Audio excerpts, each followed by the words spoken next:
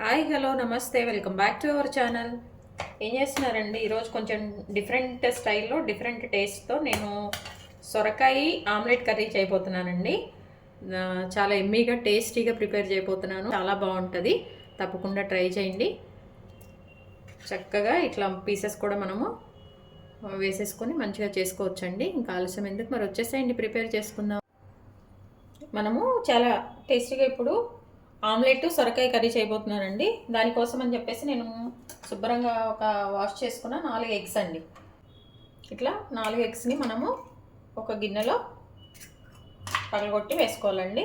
ఇప్పుడు మనం చేసుకునేది ఏంటంటే ఆమ్లెట్ కోసమని. ఆమ్లెట్ సొరకాయ కర్రీ కదండి. ముందు మనం ఆమ్లెట్ మంచిగా కొంచెం ఫ్లఫీగా కొంచెం మంచిగా ఆమ్లెట్ మనము వేసుకోవాలన్నమాట. దానికోసం అని చెప్పేసి ఇది నేను ప్రిపేర్ చేస్తున్నాను. ఇక మంచిగా ఇట్లా మనము మిక్స్ చేసుకోవాలండి.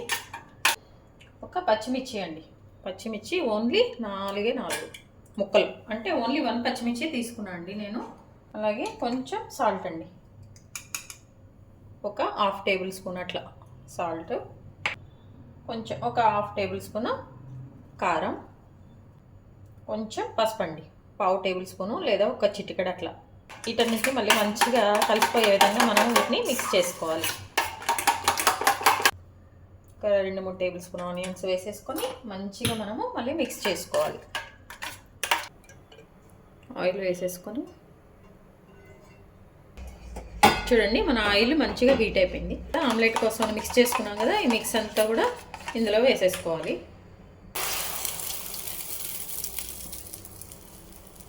ఏంటంటే కొంచెం మనము ఇట్లా లిడ్ పెట్టేసామనుకోండి, 2 నిమిషాలు మంచిగా కుక్ అయిపోతుంది అన్నమాట.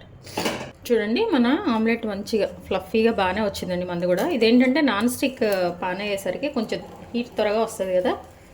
కొంచెం దీన్ని మనము ఒకవైపు అయిపోయింది కదా, రెండో వైపు మంచిగా ఇందాకలాగే మళ్ళీ మూత పెట్టేసి కొంచెం 2 నిమిషాలు కుక్ చేద్దామండి.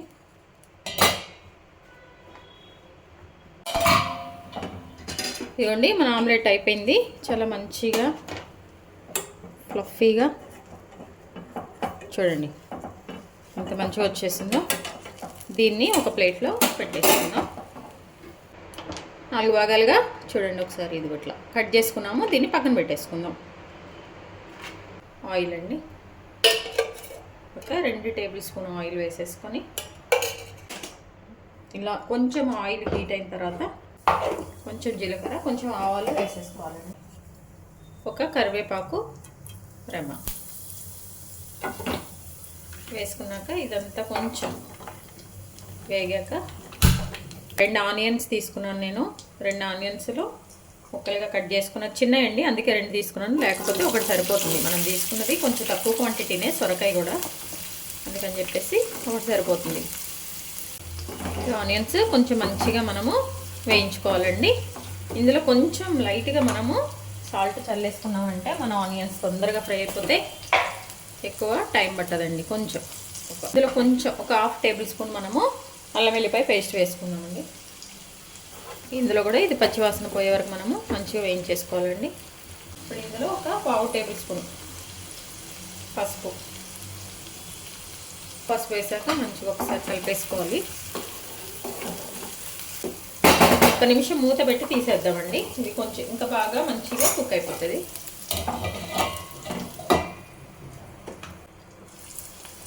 ఆయిల్ అంతా వచ్చేసింది, మంచిగా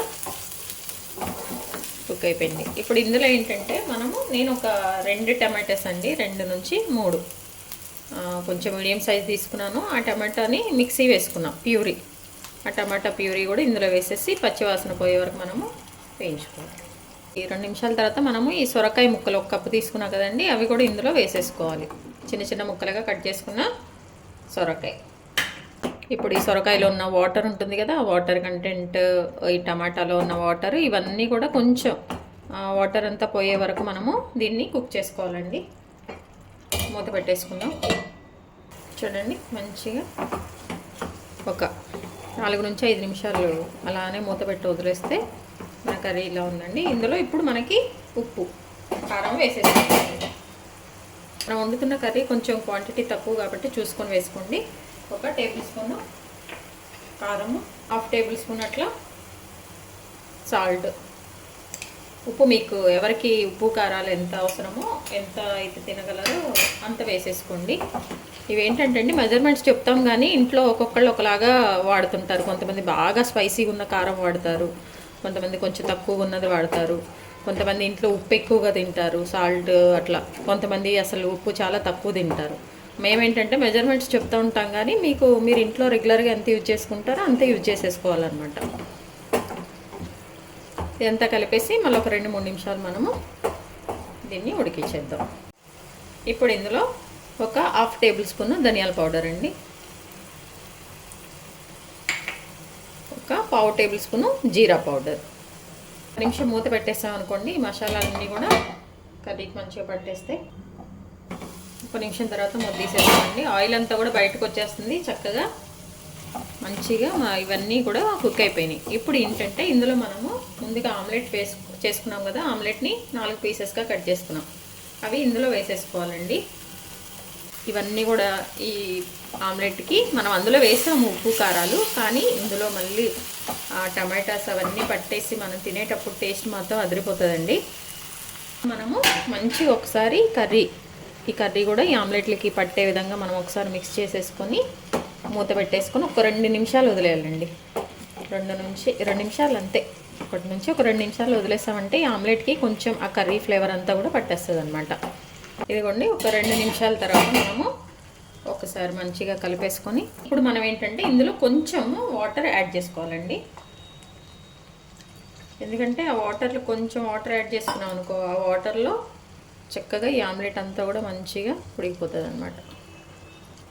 అప్పుడు తినేటప్పుడు కొంచెం మనకి జ్యూసీగా బాగుంటుంది. కొంచెం మనం టమాటా వేసాం కదా, కొంచెం ఏంటంటే ఇందులో ఈ వాటర్ కన్సిస్టెన్సీ ఎవరికి ఎంత కావాలో అంత కొంచెం వాటర్ అండి వేసేసుకొని మంచిగా ఒకసారి కలుపుకొని స్టవ్ హైలో పెట్టేసుకొని 1 నిమిషాలు కుక్ చేసేయండి. మన కూర రెడీ అయిపోతుంది.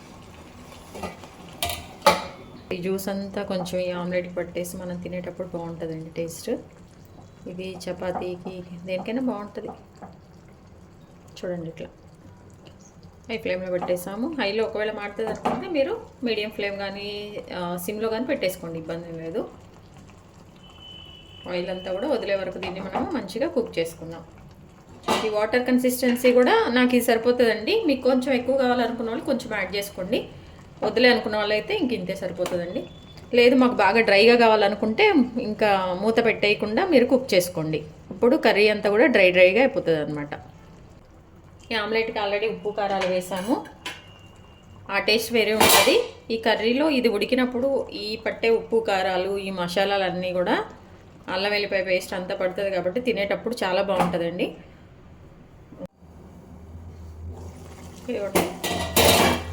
ఆహా, ఇప్పుడు ఏంటంటే ఇందులో లాస్ట్లో కొంచెం మన మెంతులు జీలకర్ర పౌడర్ అండి, టేస్ట్ కోసం. మీ దగ్గర ఉంటే వేసుకోండి, లేకపోతే లేదు. ఇంత కలిసే విధంగా చేసేసి కొంచెం కొత్తిమీర వేసేసుకొని ఇంకా మనము స్టవ్ ఆఫ్ చేసుకోవటమే. చాలా టేస్టీగా ఎమ్మీగా మన ఎగ్ ఆమ్లెట్ సొరకాయ కర్రీ రెడీ అయిపోయిందండి. చూడండి, ఆ పీసెస్ అన్నీ కూడా చక్కగా ఈ జ్యూస్ అంతా పట్టేసింది, చాలా బాగుంది. తప్పకుండా ట్రై చేయండి. మీ విలువైన సమయాన్ని కేటాయించిన వీడియోస్ చూస్తున్నందుకు మీ అందరికీ ధన్యవాదాలండి. మీకు నచ్చినట్లయితే లైక్, షేర్, సబ్స్క్రైబ్.